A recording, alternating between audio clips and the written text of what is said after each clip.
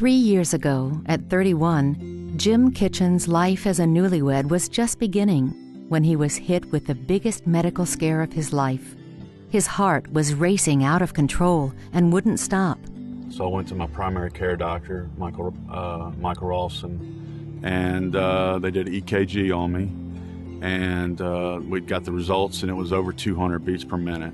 So he immediately called Dr. Dumite and got me in right away. I, played football in college, been active all my life, never been sick, and it was dealing with my heart. So I knew something was wrong, and it was something that was scaring me. So Jim was diagnosed with atrial fibrillation. His doctors prescribed oral medication and then a procedure called a cardioversion to externally shock his heart back into a normal rhythm, but nothing worked.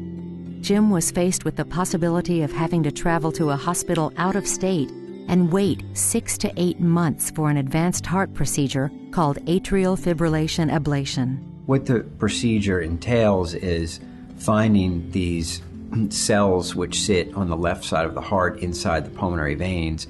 And these cells, if you can think about it, act as sort of renegade cells that fire very, very rapidly.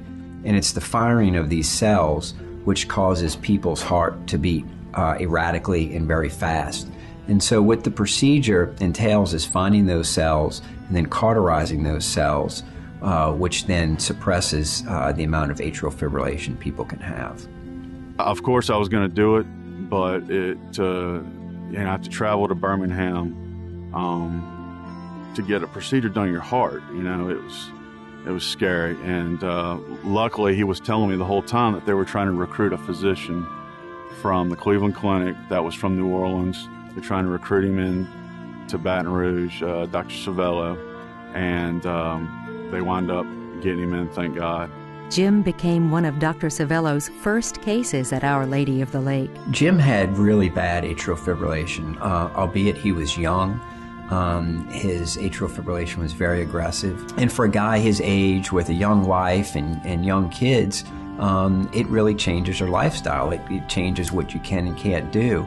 And so the ability of him to be cured from this arrhythmia really impacts his quality of life.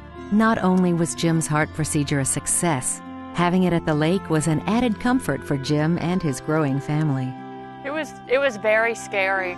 We had been through the cardioversions, 13 cardioversions throughout the year, and then finally, we were starting to realize, okay, these aren't working. We're going to have the more serious procedure. So to sit down and actually have to face that and talk to Dr. Savello about having it, to realize it was very serious. But when Jim finally asked him, okay, if this were you and you were my age, what would you do? And he said, oh, no doubt about it, I would have the procedure. And he was so nice to talk to us, and then to realize we weren't going to have to leave and go out of state for the procedure or for the checkups. It was just really nice to be able to stay home, have all of our families there. I grew up in Baton Rouge. I had stitches in my head at the lake when I was 4 or 5 years old. I was very familiar with the lake. And met with Dr. Ralston, Dr. Dumite. I really didn't want to leave those guys. I had a serious heart complication. I thought I was going to have to go out of state to have the procedure taken care of, but luckily I was able to stay in Baton Rouge and have the procedure done at the lake.